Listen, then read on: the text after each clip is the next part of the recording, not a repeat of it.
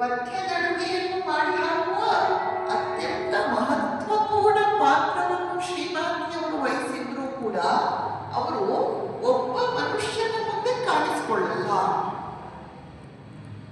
ಒಬ್ಬರ ಮುಂದೆ ಒಬ್ರು ಮಾತನಾಡಿಕೊಳ್ಳುವಂತೆ ಅವರು ಇರಲ್ಲ. ಅವರು ಎಷ್ಟು ಗುಪ್ತವಾಗಿದ್ದು ಅಂದ್ರೆ ರಾಮಕೃಷ್ಣರ ಅತ್ಯಂತ ಆತ್ಮೀಯ ಭಕ್ತರಿಗೂ ಕೂಡ ಶ್ರೀಮಾತೆಯವರು ಇದ್ದಾರೆ ಅಂತ ಗೊತ್ತಿರಲಿಲ್ಲ. ರಾಮಕೃಷ್ಣರು ಶ್ರೀಮಾತೆಯವರಿದ್ದ ನಾಗಕ್ಕನ್ನು ಪಂಜರ ಅಂತ ಕರೀತಾ ಇದ್ರು. ಆಮೇಲೆ ಅಲ್ಲಿ ಶ್ರೀಮಾತೆ ಮತ್ತು ಇನ್ನೊಂದು ಯಾರು ಶ್ರೀಮಾತೆ ಮತ್ತು ಲಕ್ಷ್ಮಿಯನ್ನು ರಾಮಕೃಷ್ಣರೇನಂತ ಕರೀತಾರೆ. ಅಲ್ಲಿ 2 ಗಿಳಿ ಇವೆ ನೋಡು, ಅವಕ್ಕೆ ಮಟ್ಟಿಗೆ ಆತ್ಮೀಯ ಭಕ್ತರಿಗೂ ಕೂಡ ಶ್ರೀಮಾತೆಯವರು ಅಲ್ಲಿದ್ದಾರೆ ಅಂತ ಗೊತ್ತಿರಲಿಲ್ಲ.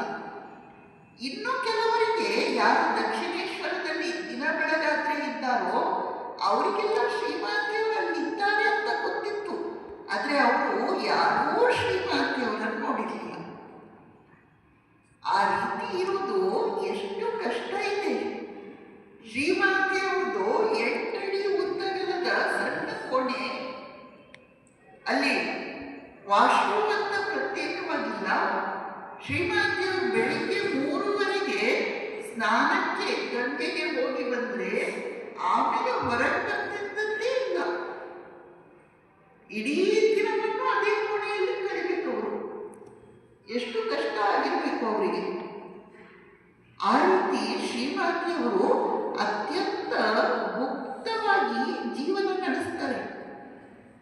ಕೆಲವು ಸಲ ಅಂತೂ ಶ್ರೀಮಾತೆಯವರಿಗೆ ಆಮಶಕ್ಕೆ ತೊಂದರೆ ಆದಾಗ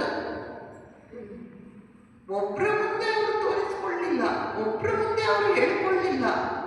ಆ ನೋವನ್ನು